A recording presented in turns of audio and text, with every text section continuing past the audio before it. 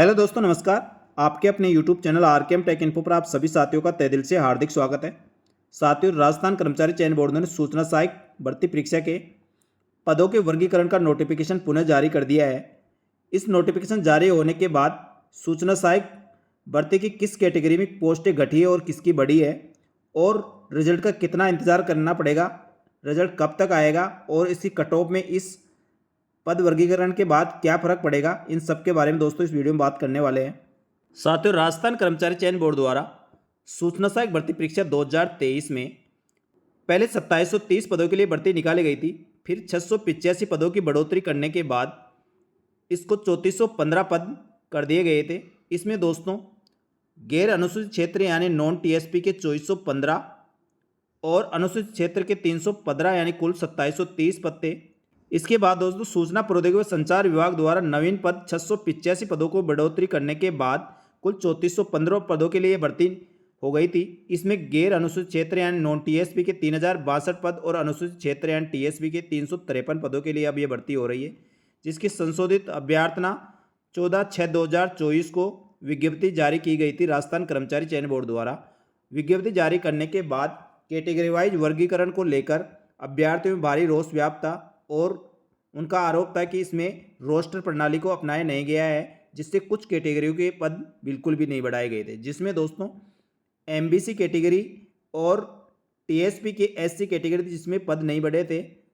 अब दोस्तों इसके बाद राजस्थान कर्मचारी चयन बोर्ड ने सूचना प्रौद्योगिकी संचार विभाग को इस पर पुनः विचार करने के लिए भेजा गया था, और भेजने के बाद राजस्थान कर्मचारी चयन बोर्ड को सूचना प्रौद्योगिकी संचार विभाग ने वापस पद वर्गीकरण करके रोस्टर वाइज भेज दिया था।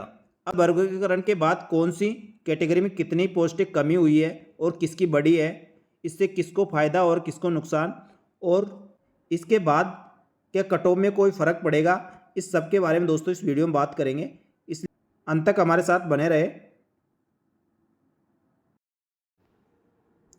साथियों, राजस्थान कर्मचारी चयन बोर्ड ने सूचना सहायक भर्ती परीक्षा के 2730 पदों की बढ़ोतरी के बाद रिवाइज कैटेगरी वाइज पदों का वर्गीकरण के लिए नोटिफिकेशन जारी किया गया था। दोस्तों एक सारणी बनाकर आपको इसमें समझाया जा रहा है कि पहले कितनी वैकेंसी यानी कितनी पोस्टों के लिए वैकेंसी निकाली गई थी कैटेगरी वाइज, और उसके बाद जब 14/6/2024 को इसका संशोधित नोटिफिकेशन जारी किया गया था तब कितने पद बढ़े थे, और उसके बाद आज 27 जून को पोस्टों का पुनः वर्गीकरण करके नोटिफिकेशन जारी किया गया है, उसमें किस कैटेगरी को फ़ायदा हुआ और नुकसान यानी किसकी पोस्टें बढ़ी और किसकी घटी है।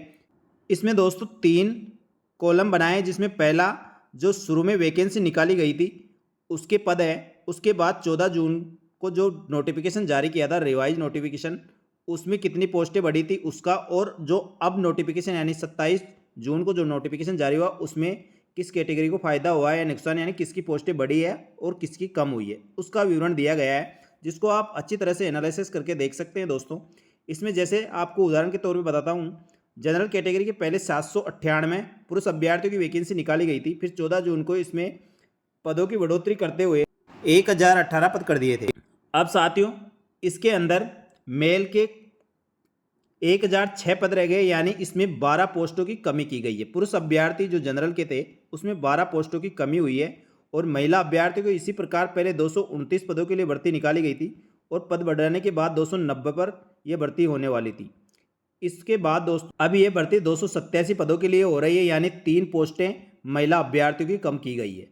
इसी प्रकार विडो की दोस्तों पहले शुरू में 91 पदों के लिए भर्ती निकाली गई थी, फिर पद बढ़ाने के बाद 116 और अब 115 पदों के यानी 1 पद इसमें कम किया गया है।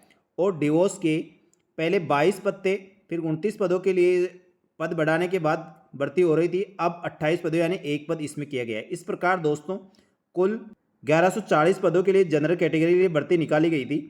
अब उसमें दोस्तों पद बढ़ने के बाद 1453 पदों के लिए भर्ती हो रही थी, लेकिन अब पुनः पदों के वर्गीकरण के बाद 1436 पदों के लिए ये भर्ती हो रही है। इस प्रकार दोस्तों जनरल कैटेगरी की 17 पोस्टें कम की गई है। एससी कैटेगरी में किसी प्रकार का कोई संशोधन नहीं किया गया, जो पहले पोस्टें थी वही पोस्टों पर भर्ती हो रही है। एसटी कैटेगरी में किसी प्रकार का कोई चेंज नहीं हुआ है। इसके बाद ओबीसी में किसी प्रकार का कोई चेंज नहीं हुआ है। फिर जाके दोस्तों ईडब्ल्यूएस में चेंज हुआ है, जिसमें पहले 169 पदों के लिए भर्ती निकाली गई थी शुरू में, फिर पद बढ़ाने के बाद 14 जून को 224 पदों के लिए भर्ती हो रही है। ईडब्ल्यूएस के अब 215 पदों के लिए भर्ती हो रही है। इसमें 9 पदों की कटौती की गई है। दोस्तों ईडब्ल्यूएस में महिला अभ्यर्थियों के पहले 49 पदों के लिए भर्ती थी, उसके बाद 64 पद बढ़ाकर 64 पद किए गए थे और अब उसमें दोस्तों 3 पदों की कटौती करते हुए 61 पदों पर ये भर्ती हो रही है। इसके बाद दोस्तों जो विडो थी, यानी ईडब्ल्यूएस में जो विडो महिलाएं थी, पहले 19 पद थे, फिर 25 किए और अब 24 करने के बाद 1 पद की इसमें कटौती की गई है। इस प्रकार दोस्तों ईडब्ल्यूएस में से 13 पद कटौती की गई है और शहरिया कैटेगरी में किसी प्रकार का कोई चेंज नहीं हुआ है। और इसी प्रकार दोस्तों जो टीएसपी क्षेत्र के अभ्यर्थी थे उस कैटेगरियों में भी किसी प्रकार का कोई चेंज नहीं किया गया। इससे स्पष्ट हो गया दोस्तों जनरल कैटेगरी में कुल 17 पदों की कटौती हुई है और ईडब्ल्यूएस में कुल 13 पदों की कटौती हुई है। और ये कटौती होने के बाद साथियों कुल 30 पदों की इन दोनों कैटेगरियों में कटौती हुई है और ये पद एमबीसी कैटेगरी में बढ़ाए गए हैं। साथियों पहले एमबीसी कैटेगरी में 86 पुरुष अभ्यर्थियों की भर्ती निकाली गई थी, जिसको एक पोस्ट बढ़ाकर 87 की गई थी। अब यह भर्ती 108 पदों पर हो रही है, यानी 21 पद पुरुष अभ्यर्थियों के एमबीसी में बढ़ाए गए हैं। और महिला अभ्यर्थियों के पहले 26 पद थे, फिर उसमें से घटाकर 25 कर दिए गए थे। अब यह भर्ती 30 पदों पर हो रही है, यानी 5 पद इसमें बढ़ाए गए हैं। और एमबीसी कैटेगरी में जो विडो महिलाएं हैं, पहले 9 पद थे, अभी भी 9 ही है और 12 पदों पर अब भर्ती हो रही है, यानी 3 पद इस पर बढ़ाए गए हैं।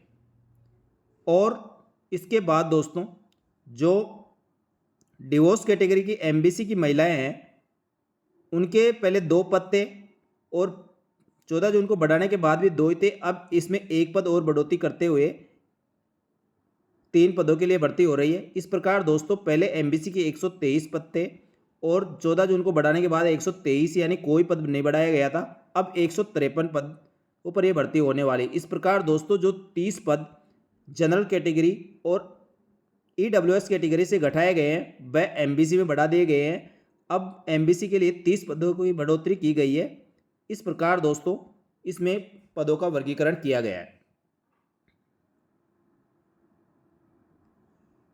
इस प्रकार दोस्तों पद वर्गीकरण के बाद कई अभ्यर्थियों द्वारा कमेंट करके पूछा जा रहा था कि सर क्या अब इसमें कट ऑफ में कोई अंतर होगा या कट ऑफ बढ़ेगी या घटेगी।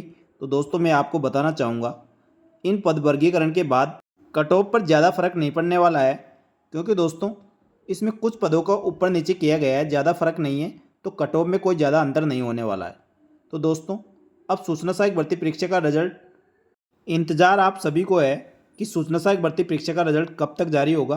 तो दोस्तों आपको बताना चाहूँगा सूचना सहायक भर्ती परीक्षा का रिजल्ट नेक्स्ट वीक में 100% आने वाला है, जिसकी तारीख भी आपको बताना चाहूँगा 2 से 3 तारीख को सूचना सहायक भर्ती परीक्षा का रिजल्ट आ जाएगा और रिजल्ट के साथ ही इसकी फाइनल आंसर की भी जारी होगी। फाइनल आंसर की में 8 से 10 क्वेश्चन पर कुछ असर पड़ने वाला है, जिसमें कुछ क्वेश्चन डिलीट होने वाले हैं और 2-3 क्वेश्चन ऐसे हैं जिनके आंसर भी चेंज होने वाले। तो साथियों आपका सूचना सहायक भर्ती परीक्षा का रिजल्ट बहुत जल्दी जारी होगा। सूचना सहायक भर्ती परीक्षा के संबंध में नवीनतम व ताज़ा अपडेट व अन्य भर्तियों के संबंध में जानकारी के लिए हमारे यूट्यूब चैनल और Telegram group RKM take info को ज्वाइन कर ले। आपको समस्त भर्तियों की जानकारी यहाँ पर समय पर मिल पाएगी। धन्यवाद। जय हिंद, जय भारत।